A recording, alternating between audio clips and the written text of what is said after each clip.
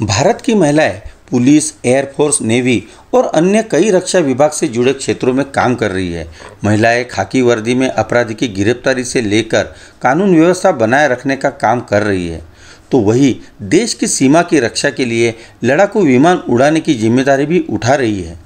लेकिन भारत में एक महिला ऐसी भी है जो जासूसी के मामले में जेम्स बॉन्ड से कम नहीं। देश के जासूसों का नाम लिया जाए तो सबसे पहले एक महिला जासूस का जिक्र होना जरूरी है। देश की सबसे पहली महिला जासूस रजनी पंडित है।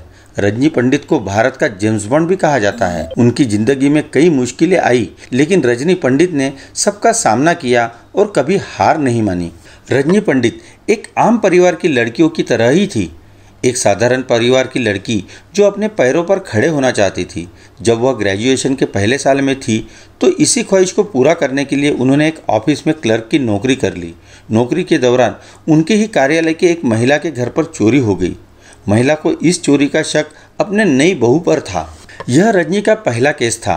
उस महिला ने अपने घर पर हुई चोरी की छानबीन के लिए रजनी से कहा।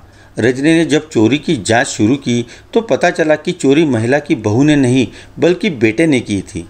पूछताछ में बेटे ने अपना गुनाह कबूल कर लिया।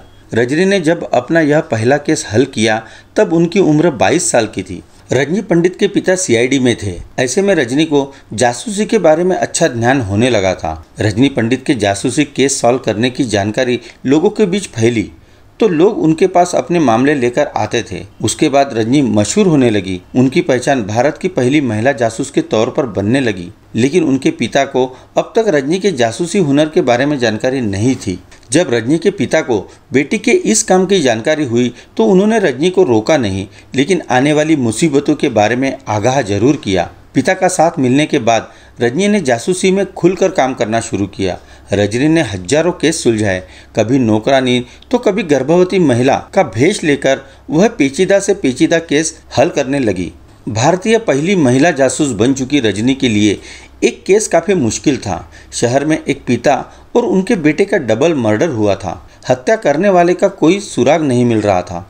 रजनी को यह केस मिला तो वह हत्या का पता लगाने के लिए पिता और पुत्र के घर पर नौकरानी का भेष लेकर पहुंची। 6 महीने नौकरानी के तौर पर काम करने के बाद उन्हें असली हत्यारे का पता चल गया। घर में मौजूद महिला ने ही अपने प्रेमी के साथ मिलकर पिता और पुत्र की हत्या की थी। काम बढ़ा तो रजनी ने 1991 में अपनी जासूसी एजेंसी खोल ली जो इस तरह के केस को हल किया करती थी। छोटे बड़े मिलाकर 80,000 से ज़्यादा केस हल किए थे। उन्हें कई अवार्ड से सम्मानित किया गया। एक केस के दौरान उन्हें पुलिस ने गिरफ्तार भी किया था। आरोप था कि उन्होंने केस सॉल्व करने के लिए गलत तरीके से कॉल डिटेल्स निकलवाई थी।